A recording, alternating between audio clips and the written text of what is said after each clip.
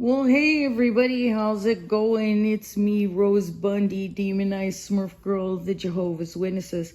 I went by Vanessa Lee Hansen in the Witnesses though, but you might know me as both. You know, pulling a Rose Bundy at the assembly, like here in Tucson especially, or even back in the Midwest of where everything happened with my dad, Ted Bundy, you know, Breckenridge.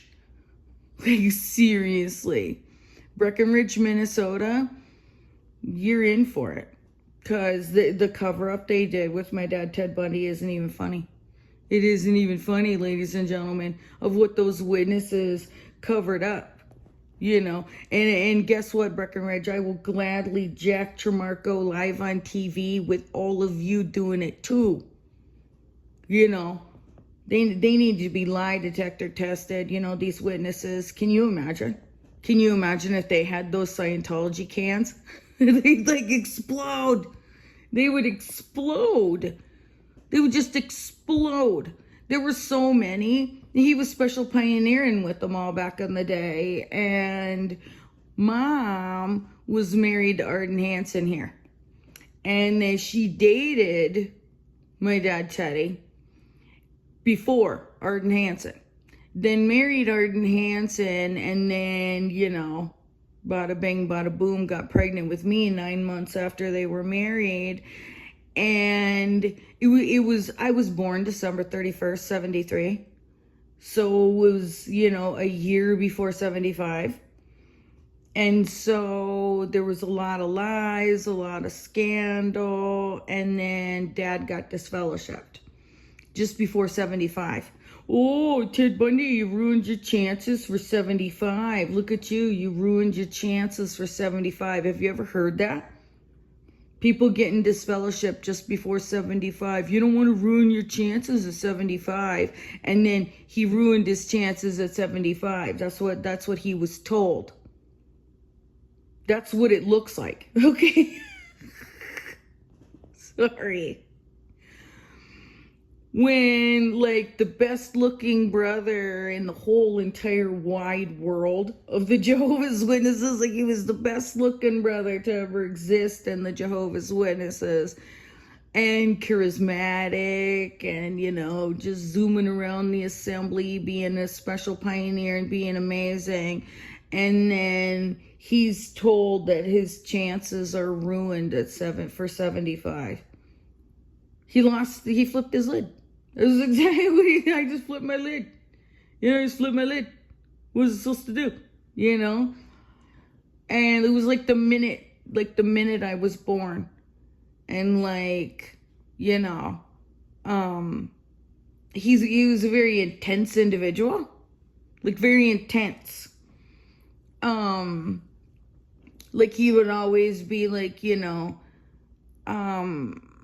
look at me, look at me, look at me, look at me, look at me deep in the eyes. Look at me, deep. Look in the light, look in the light, look in the light, look in the light, look in the light, look in the light. Because he'd always be looking, he'd, you know, be giving me for like, you know, the weekend. He'd always be concerned of like identifying me by my eyes. You know, just... eye contact for me is very, very weird because of that, you know, and it's like, look in the light, look in the light, look in the light, look, now look at me, look at me, look at me, look at me, look at me, look at me, look at me, look at me, look at me deep in the eyes. Boo, you know, like it's not funny, you know, like, I haven't done it in a long time because it is, you know, I don't want to appear like a psycho, but, you know, guilt by association, you know? and it's like, witnesses, like, seriously, what you did to me is so, and what you did to my dad. People love him. They love him without even knowing that the reason why he went all berserk is because of you, you know? You know, I mean, he just went berserk. He went berserk and might as well pop off a few before 75, you know, because that was his view, is that he was going to pop off a few before 75 because of what they said to him. So he's popping off more than a few, you know? And the things that he did, God, like imagine, okay, put yourself in that position. You're my dad, Ted Bundy. And you think you're going to be destroyed in just a few short, months. And if you think you're going to be destroyed by Jehovah or the Jehovah's Witnesses, like there's a time clock ticking. I mean, and he then turned apostate. So it was like he turned apostate, and it seemed like it went on forever. Like it was like, to a baby it seems like years. And I was very aware. Like I was just very aware of my surroundings, of just when you get scared like that, and you get scared like that as a baby, like, it was nuts. Like, I remember just thinking to myself, I need to start to crawl so that I could crawl my way out of here. Like, just there's a picture of me just like, a day old, just trying to crawl the hell out of there. Like, no, and like hiding. There's pictures of me doing naked cleanup, just God. Learning to talk really young and walk. By the time I was 9 months, I could walk. By the time I was 3, I had taught myself how to read and write, of like, just like magnets on the refrigerator.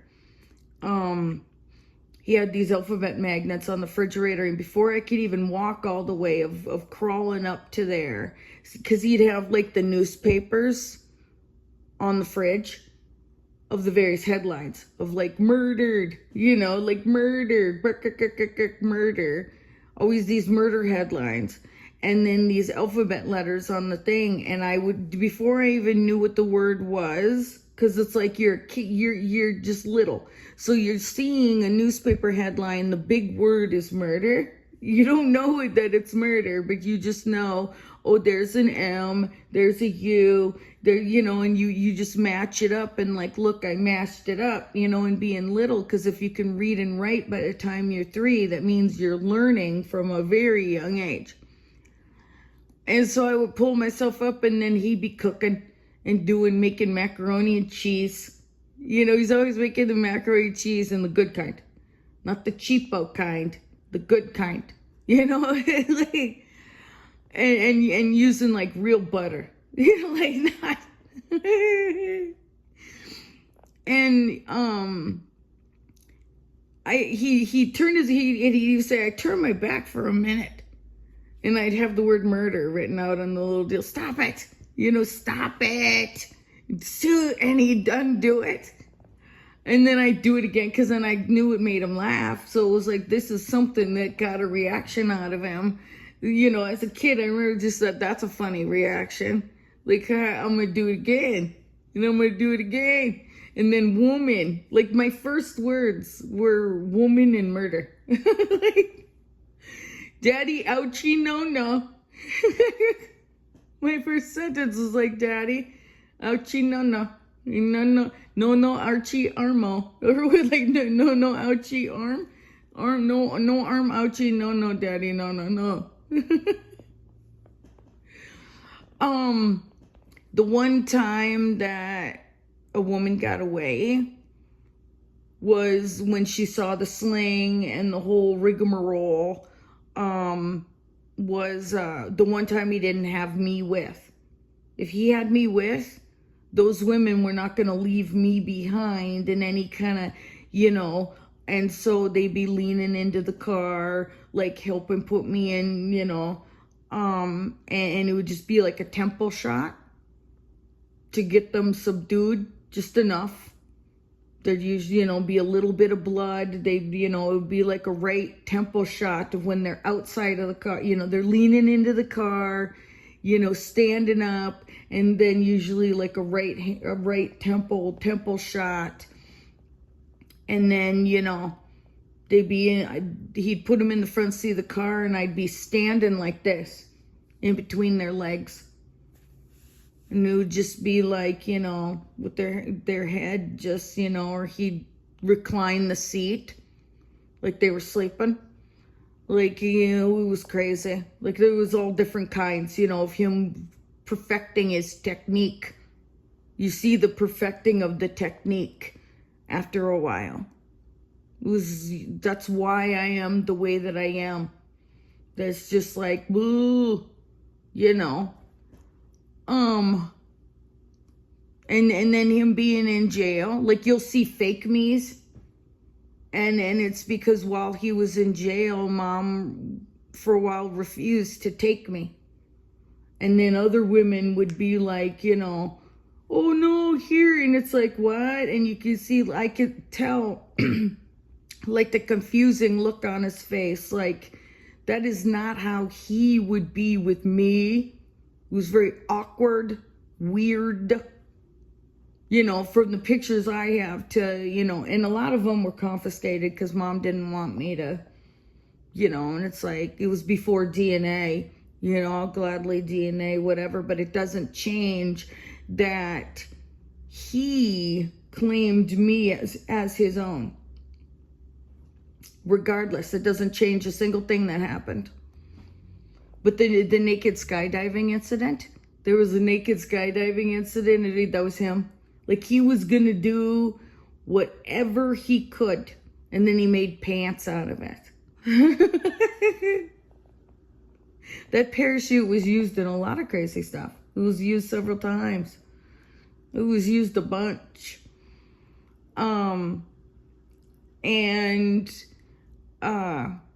I don't know, Jehovah's Witnesses, just like, they took a lot. They took a lot from me. They took a lot from you, when you make this, like, decisions. My dad was the one, like, some people sold their homes, got into debt, all this. He started killing people. He said, it's like, okay, Armageddon, it's going to be 75 and I've ruined my chances. Well, okay, well then fuck you. Fuck you. And he was not the only one.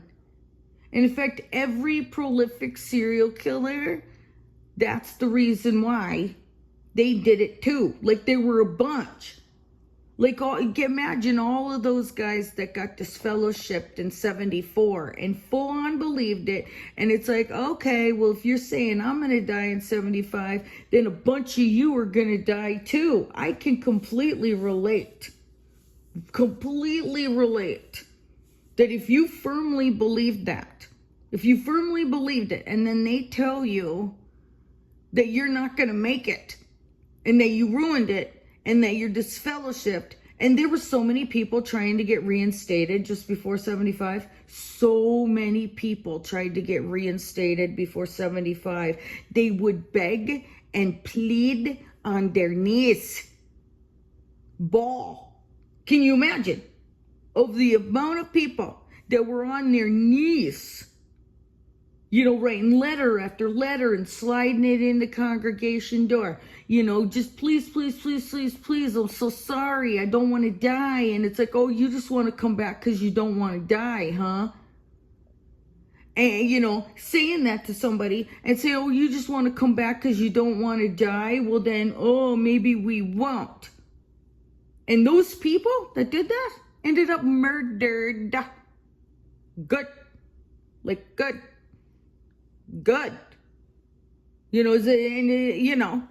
Because even with the witnesses, is that okay? Like, is that okay to not reinstate somebody saying that 75 is going to be Armageddon, and then you're disfellowshipping people up to that and basically sentencing them to death? Because that's what they were doing. I saw it with my own eyes. I had to live in an apartment that was, ugh. And have to witness that and participate with it. Eating them. He made special Bundy link sausages for Summerfield Sausage Fest, and he was working for or knew Ron Summerfield, working for him and doing with Ron Summerfield at his butchery in Breckenridge, and or like Wahpeton, of wherever it's border town, and he was doing it. Watchtower and the Beardless Jesus, want some sausage links, hon? Lillian Summerfield gulp, gulp, gulp, gulping down her own daughter and 2 grandkids. Seriously, it's a known thing. It's a known goddamn fucking thing. They in some groups that Ted Bundy, ground up some, Jehovah's Witnesses for various different reasons, made them into human blood sausages, and fed them to the very Jehovah's Witnesses that, like, they were shunning. So, he did a lot of crazy stuff. A lot of crazy stuff. And it was all witness related. 100%. Every single time. And then I find out later, they were for Watchtower and the Beardless Jesus, for this, that I had inadvertently ate a piece of Jennifer Summerfield. I've eaten human too. Do you know how many Jehovah's Witnesses I have actually eaten? That was basically all that I ate as a kid. My first food, my first food was, hot dog, but not hot dog. It leaves a real greasy film on the roof of your mouth too, by the way. No matter how much you cook it. It leaves this greasy, unless you pierce it. God, it's like, no, it'll leave a real greasy feel. You gotta pierce the skin a little bit to let the extra fat and everything out of it. And then, because if you don't pierce it and let some of the extra fat do out of it, that you'll bite into it and it'll just be like a grease fest, and it'll coat the roof of your mouth like crazy. I shouldn't have to know this. I'm glad that I do. But I was in such a vulnerable time when I first, came into the online community, that, like, I was seeing, I should have just been like that out of the gate, but I was also dealing with a lot of brainwashing and a lot of, you're dealing with your brainwashing, and you're not comfortable. Like, what should I comfortably say? I don't want to just come straight out the gate like a maniac. I want to do something. And, I had an agenda. And I was worried about Uncle Brant, of which, it's like me being Rose Bundy and then being scared of Uncle Brant. Why do you think I was scared of Uncle Brant? You'd be scared of Uncle Brant too. It's just like a real, irritating situation. And, I don't put up with BS. Like, if anybody knows me here in Tucson, like, of what you've seen of me,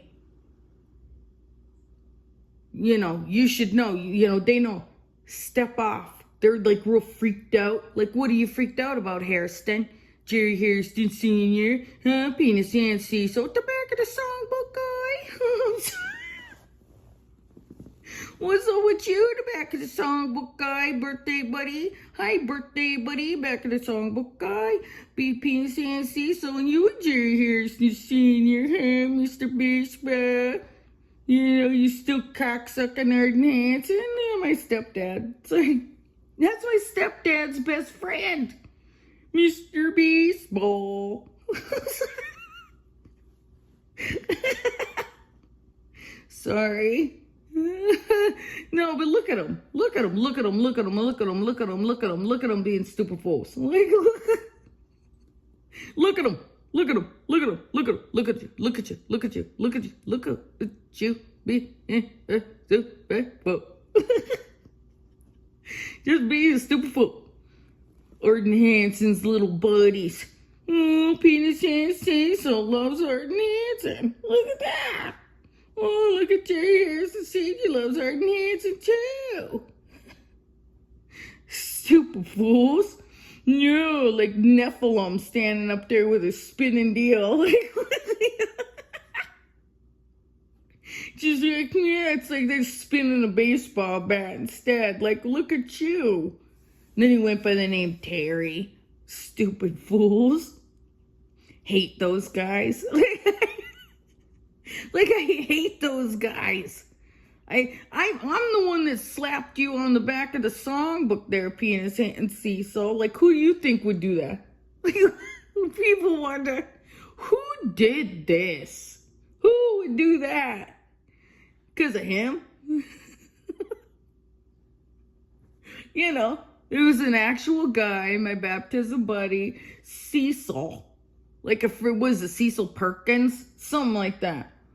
You know, don't write me in stone. But it's like something like, you know, Cecil Perkins, like a black Norman Bates.